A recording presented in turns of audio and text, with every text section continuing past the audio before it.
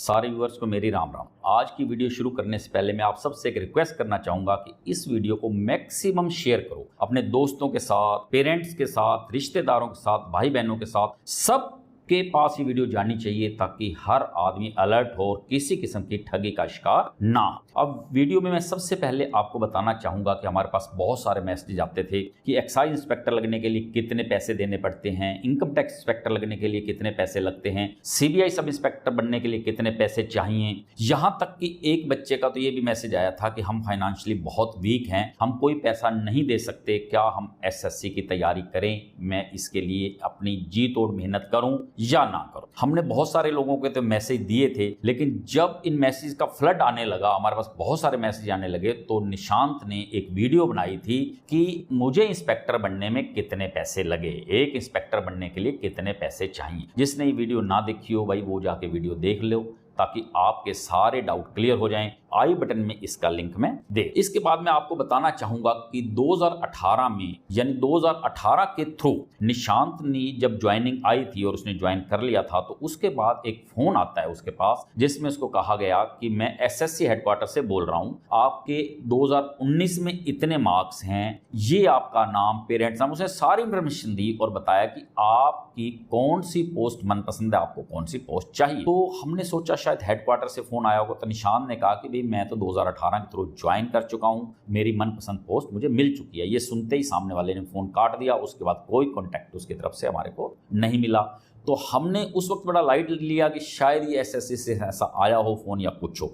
लेकिन अब जब और लोगों के पास मैसेज आ रहे हैं, फोन आ रहे हैं, तो मेरा माथा ठनका कि शायद कहीं वो एक फ्रॉड कॉल तो नहीं थी, क्या हम उस टाइम किसी ठगी के शिकार तो नहीं बन रहे थे। लेकिन मेरे से कोई पैसे की उस टाइम डिमांड नहीं की गई थी, क्योंकि निशान ने कह दिया था कि 2018 के थ्रू मैं ज्वाइन कर चुका हूं। तो हमने इस चीज को लाइटली लिया। लेकिन अब एक लड़की का मेरे पास मैसेज आया है, मैं आपको मैसेज स्क्रीन पर दिखा रहा हूं, जिसमें उस बच्ची ने कहा है कि मेरे एसएससी सीजीएल 2020 के थ्रू 565 नंबर हैं और मेरे पास हेडक्वार्टर से एक टेलीफोन आया है किसी का, और वो कह रहे हैं कि अगर आपको एसएससी में पोस्ट चाहिए तो 4 लाख रुपए दे दो। तो मुझे क्या करना चाहिए? उसके इस क्वेश्चन पे, इस मैसेज पे मैंने उसको इमीडिएटली रिप्लाई दिया कि आप इमीडिएटली पुलिस को इन्फॉर्म करो और एसएससी को इन्फॉर्म करो। तो भाई ये एक बिल्कुल फ्रॉड कॉल है। इसी ढंग से मेरे एक नॉन के पास एक फोन भी आया, जो उसने मुझे बताया कि उसके पास भी हेडक्वार्टर से किसी का फोन आया है, उसने उससे पैसे की डिमांड की है और कहा है कि कुछ पैसा आप हमें एडवांस दे दो, बाकी पैसा आप अपनी मनपसंद पोस्ट मिलने के बाद, आपका अपॉइंटमेंट लेटर आने के बाद हमें देना। तो उसके मन में कुछ लालच आया और उसने मुझे पूछा कि थोड़ा सा ही तो पैसा देना है, शायद मुझे पोस्ट मिल जाए, क्या मैं दे दूं? मैंने कहा भैया आपने वरना पैसा गंवाना है तो खूब दो, वरना आपको कुछ नहीं मिलने वाला। ये फ्रॉड कॉल है, आप इसको इमीडिएटली पुलिस को रिपोर्ट करो, एसएससी को रिपोर्ट करो। मेरी भी कोई हेल्प चाहिए तो मैं आपकी इस मामले में पूरी तरह से हेल्प करने को तैयार। तो भाई इस तरह के लोगों के पास मैसेज आ रहे हैं, फोन कॉल आ रहे हैं, आप इन पे मत जाइए, आप ठगी का किसी किस्म का शिकार मत बनो। ये तो वो हुआ जैसे आपके पास फोन पे देखा होगा कई बार मैसेज आता है कि भाई आपकी लॉटरी लगी है, आप ये क्लिक कर दो, ये ओटीपी बता दो, आपकी लॉटरी का पैसा आपके अकाउंट में डाल दिया जाएगा, सरकार आपको 15 लाख रुपया देना चाहती है, आप अपनी पूरी डिटेल भेजो, ये क्लिक करो, आपके अकाउंट में 15 लाख रुपया आ जाएगा। या सरकार की तरफ से आपको ईडब्ल्यूएस में एक मकान निकल रहा है, इसके लिए आप इतना हमें टैक्स दो। इस तरह तरह के मैसेज आते हैं और आपसे क्लिक कराते हैं या ओटीपी पूछते हैं या कोई भी इंफॉर्मेशन लेते हैं। और जब आप ये इंफॉर्मेशन देते हैं तो क्या होता है, आपके अकाउंट का पैसा छू मंतर। तो भैया ये पैसा ऐसे ही छू मंतर ना हो जाए और आपके हाथ खाली के खाली ना रहें और आप किसी ठगी का शिकार ना हो, जैसे उन अकाउंट्स में लोगों के पास कुछ नहीं बचता सिवाय उस खाली अकाउंट के। तो भैया बिल्कुल भी इन चक्रों में मत पड़ो।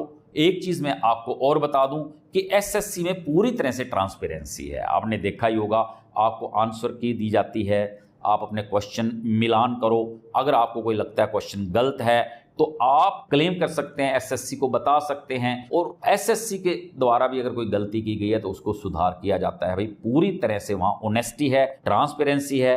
ऐसा कोई भी मैसेज या फोन आपके पास आता है तो ये समझ लीजिए आप फ्रॉड का शिकार होने जा रहे हैं। आप उसकी इमीडिएटली पुलिस को, एसएससी को इंफॉर्मेशन दो ताकि ऐसे क्रिमिनल के अगेंस्ट एक्शन हो और उसको सजा मिल सके। तो भाई एक चीज और मैं आपको बताऊं कि ये इंफॉर्मेशन कहां से लीक होती है। हमारे मन में एक ये सवाल सबसे पहले आता है, क्या ये इंफॉर्मेशन एसएससी से लीक हो रही है? अगर मेरे से कोई पूछे क्या ये इंफॉर्मेशन एसएससी से लीक हो रही है, तो मेरा जवाब होगा नहीं। एसएससी में पूरी तरह से सीक्रेसी होती है, वहां से इंफॉर्मेशन लीक होने के चांसेस नहीं हैं। मुझे ऐसा लगता है कि इंफॉर्मेशन वहां से लीक नहीं होती। तो फिर आपका मुझे लगता है नेक्स्ट क्वेश्चन ये होगा कि तो ये इंफॉर्मेशन कहां से लीक होती है। इससे पहले मैं आपको ये बता दूं कि जैसा मैंने आपको बताया कि ये सारा काम एसएससी में ऑनेस्टली होता है, इसके जीते जाते दो उदाहरण हैं मेरे दो बेटे। एक बेटा 2014 के थ्रू इंस्पेक्टर लगा है, दूसरा बेटा 2018 के थ्रू इंस्पेक्टर लगा है।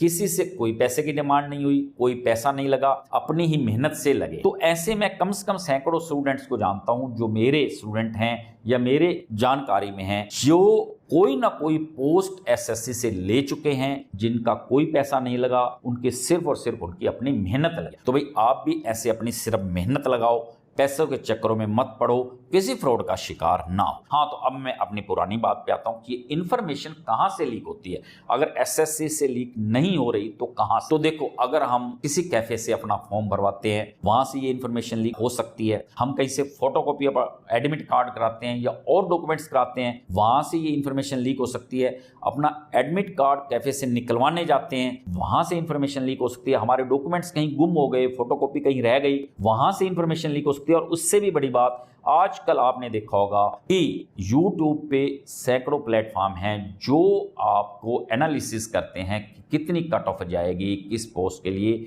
वहां हमारे से डाटा मांगा जा सकता है, हो सकता है ये डाटा वहां से भी लीक होता हो। तो भाई हमें अलर्ट रहना है। हमारी ही कहीं ना कहीं कमी रहती है जिससे हमारा डाटा लीक होता है। हमें बिल्कुल अलर्ट रहना है ताकि हम अपनी तरफ से कोई डाटा लीक ना होने दें। और एसएससी के चेयरमैन से भी मैं ये गुजारिश करना चाहता हूं कि वो भी अपनी एसएससी में एक इंक्वायरी कमेटी बैठा के या कोई भी आयोग नियुक्त करके या किसी तरह से भी इंक्वायरी कराएं और देखें कि क्या ये इंफॉर्मेशन वहां से तो लीक नहीं हो रही है, जिसकी संभावना मुझे कम लगती है। तो भाई आप बिल्कुल ध्यान रखो, किसी तरह की ठगी का शिकार ना बनो।